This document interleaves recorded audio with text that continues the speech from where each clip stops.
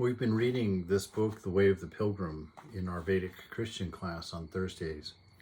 And this week, there was such a beautiful account of the joy, I guess, of the, the fulfillment of life that our pilgrim was enjoying just from doing his spiritual practice.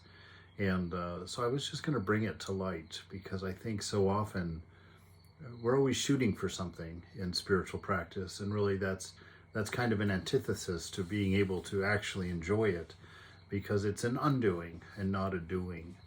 And I just read this little account of from our pilgrim about his experiences from having his practice and having done it faithfully for several years.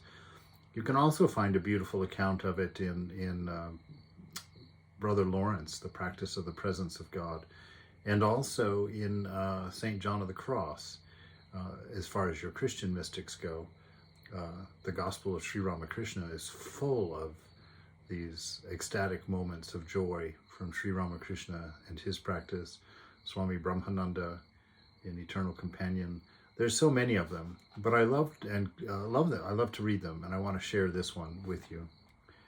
He says, "The prayer of my heart gave me such consolation that I felt there was no happier person on earth than I, and I doubted if there could be a greater and fuller happiness in the whole kingdom of heaven. Not only did I feel this in my own soul, but the whole outside world also seemed to me full of charm and delight. Everything drew me to love and thank God.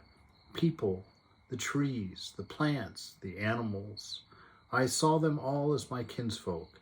I found in all of them the magic of the name of God." And,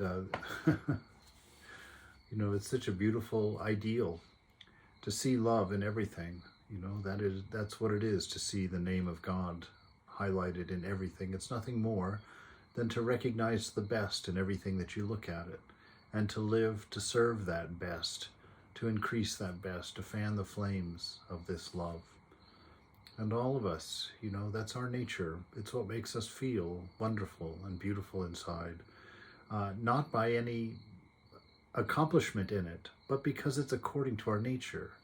It's what we truly are. This is what we want. I always tell people you can realize that this is your nature just by writing your own obituary. Write down what you want to be remembered for.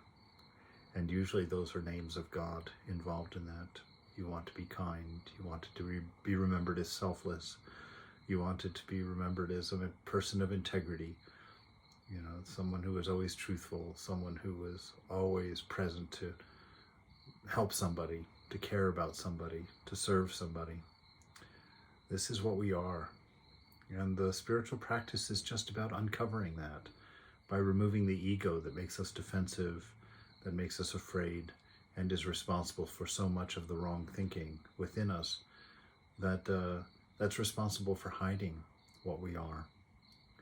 So be free. Practice your spiritual practice in any way, any tradition, any face of God, and go forward, be earnest and sincere, and reap for yourself this great joy.